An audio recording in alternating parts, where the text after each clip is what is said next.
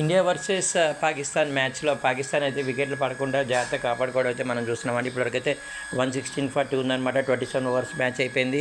ఒకవేళ కానీ స్కోరు 280 290 అయితే మాత్రం మంచి టఫ్ అయితే ఉండొచ్చు అనమాట. అది కూడా ఒకవేళ 300 దాటినట్లయితే మాత్రం 50-50 ఛాన్స్ ఉంటుందని కూడా మనం చెప్పొచ్చు అనమాట. అలాగే ఇప్పుడే షకీల్ అండ్ రిజ్వాన్ బ్యాట్ జులిపించడం మనం చూస్తున్నాం. ఇప్పుడు క్యాచ్ అనేది జస్ట్ దాటిపోయింది అనమాట.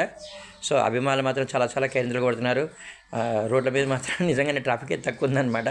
సో స్కోర్ అయితే మాత్రం చూస్తున్నాం కదండి. ఇప్పటివరకు మనం అరుపులు కేకలు కేరింతలు అయితే మనం చూస్తున్నాం అనమాట. ఒక వికెట్ పడే ఛాన్స్ ఉన్న ఒక 2 వికెట్సే పడ్డాయండి. ఇంకా 27 ఓవర్స్కి స్టార్టింగ్లో అనిపించింది నాకు దాని వికెట్లు కోల్పోయే ఛాన్స్ ఉందా అని చెప్పాను. కానీ తర్వాత మాత్రం అడ్డుకట్ట వేస్తారు. తర్వాత ఈ పార్ట్నర్షిప్ కూడా నిలదొక్కున్నట్లయితే కొంచెం డేంజరస్గా అయ్యే ఛాన్స్ అనేది ఉంది. చూడాలి మరి. కుల్దీప్ వీళ్ళందరూ కూడా చక్కటి బౌలింగ్ అయితే వేస్తున్నారు. మళ్ళీ షమి ఏమన్నా ఒక టర్న్ అరౌండ్ ఇవ్వడానికి ఛాన్స్ ఉందా అనేది కూడా మనం చూడాలన్నమాట. కెప్టెన్ రోహిత్ శర్మ గారు మాత్రం చక్కగా బౌలర్స్ అనేది చేంజ్ చేసుకుంటూ మ్యాచ్ మీకు మంచి పెట్టారనమాట. చూడాలి. ఒకవేళ కానీ స్కోరు మీరు కూడా కామెంట్ చేయండి, స్కోర్ ఎంతవరకు కావచ్చు అని చెప్పి.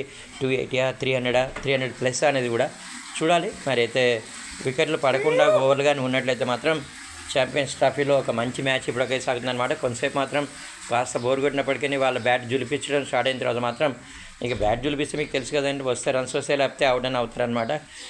చూస్తూనే ఉండండి. మన ఛానల్లో కూడా అప్డేట్స్ అనేవి వస్తూ ఉంటాయన్నమాట. ఇప్పటివరకు అయితే మనకు అనిపిస్తుంది 60% టీం ఇండియా గెలవడానికి ఛాన్స్ ఉందని చెప్పి. జై హో భారత్ అండి. చూడాలండి మనం.